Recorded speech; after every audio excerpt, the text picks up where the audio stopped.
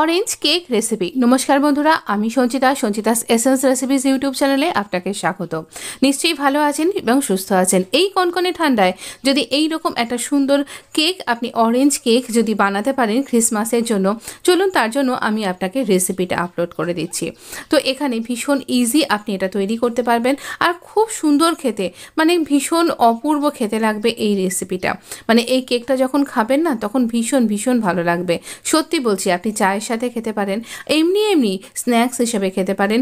আর আমরা তো বার্থডে এছাড়াও আমরা ক্রিসমাসে তো খেয়েই থাকি এরকম, বা নিউ ইয়ারে, সব কিছুতেই ট্রাই করতে পারেন। তো অরেঞ্জ কেক যখন আমি নিয়েছি এই রকম সাইজের দুখানা পাকা লেবু, তো অরেঞ্জ নিয়েছি। অরেঞ্জ আপনি বাচ্চাকে যেভাবে জুস করে দেন, ঠিক সেইভাবে এরকম জুসারের সাহায্যে আপনি এইভাবে ঘুরিয়ে ঘুরিয়ে জুস করে নিন। খেয়াল রাখবেন ওপরের খোলাটা যেন বেশি চাপ না পড়ে যায়, আর এই ভেতরের এই যে সাদা অংশটা যেন এর মধ্যে ঘষে না যায়, না হলে কিন্তু আমাদের জুসটা তেঁতো হয়ে যাবে।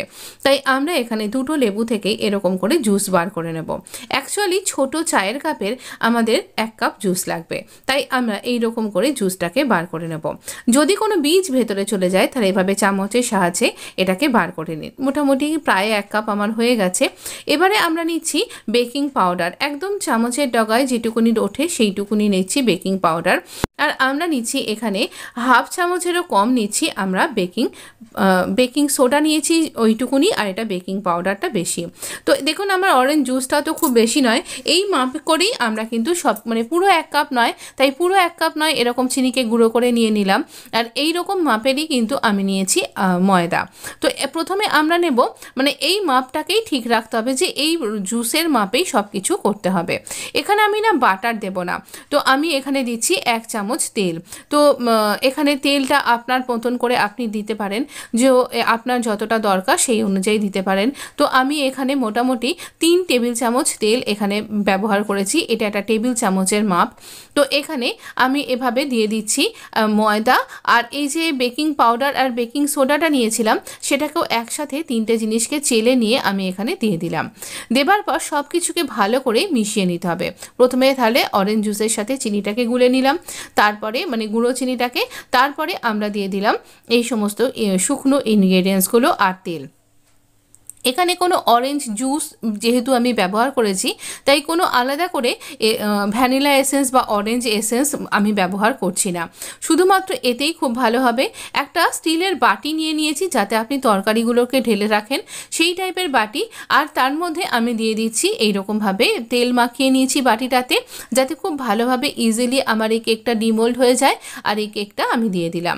এখানে না আমি চিনিটা দেখতেই পাচ্ছেন একটু দানা দানা টাইপের আছে, এতে না খেতে খুব ভালো লাগবে। এই দানাটা যখন বেক হয়ে যাবে, ব্রাউন টাইপের হয়ে যাবে, খেতে ভীষণ ভালো লাগবে, ওপরের কোটিংটাও খুব ভালো লাগবে, তাই এভাবে দেওয়া। এবারে আরও একটা অরেঞ্জ নিয়েছি আমি, সেটাকে এভাবে খোলাটা ছাড়িয়ে নিচ্ছি। ছাড়িয়ে নিয়ে আমি এর ভেতর থেকে 1-2টো কোয়াকে বার করে নিচ্ছি। এই অরেঞ্জের খোলার যে গায়ের যে খোলাটা সেটা খুব পাতলা, মানে এমনি টুকরো হয়ে বেরিয়ে আসছে এর পাল্পগুলো। অ্যাকচুয়ালি কি হবে, আমরা এই যখন বেকটা করতে দেব, ওপর থেকে দিয়ে দেব কিছুটা অরেঞ্জ পাল্প। তো এই অরেঞ্জ পাল্পগুলো ছুরি দিয়ে এভাবে কেটে কেটে নিচ্ছি, আর আপনি এটা ওই পাতলা খোলা থেকে বেরিয়ে আসছে আর এইভাবে দিয়ে দিচ্ছি। এইটা ভীষণ ভালো লাগবে খেতে, যখন আপনি এটা না পুরো ভেতরটায় লেয়ার লেয়ার আকারে ভেতরে কেকের মধ্যে ঢুকে যাবে আর মিশে যাবে। আপনি যখন খাবেন, বাইট করবেন, তখন এটা আপনাকে ভীষণ সুন্দর একটা ফিলিংস দেবে। তাই এই অংশটা একেবারেই কিন্তু স্কিপ করবেন না।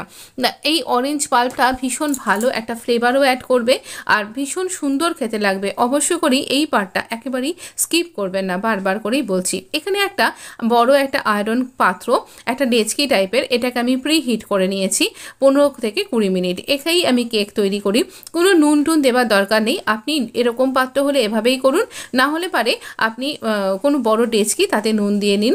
আর এবার আমরা এটা বেক করতে দিলাম। 15 মিনিট বাদে আমি এটাকে ঢাকনা খুলবো, খুলে এর মধ্যে কিছু কমলা লেবুর কোয়া, গোটা গোটা কোয়া আমি এভাবে দিয়ে দিচ্ছি। এটাও খেতে খুব ভালো লাগবে যখন আপনি খাবেন। তো এইভাবে আমি এটা আবারও চাপা দিয়ে দিলাম আরও 15 থেকে 20 মিনিট এটা হতে দেওয়ার জন্য। এবং একটু দেখতে হবে যে আমার এটা বেক হয়েছে কিনা, এরকমভাবে চামচে লাগছে মানে এখনও বেক হয়নি, সামান্য একটু হবে। তো এইভাবে আমি বেশ কয়েকবার দেখেছিলাম। এই কেকটাতে বেক হতে একটু সময় লেগেছিল, কারণ ঠান্ডাটা একটু বেশি পড়ে গেছে, তাই মোটামুটি 40 মিনিট মতন আমার এখানে লেগেছিল।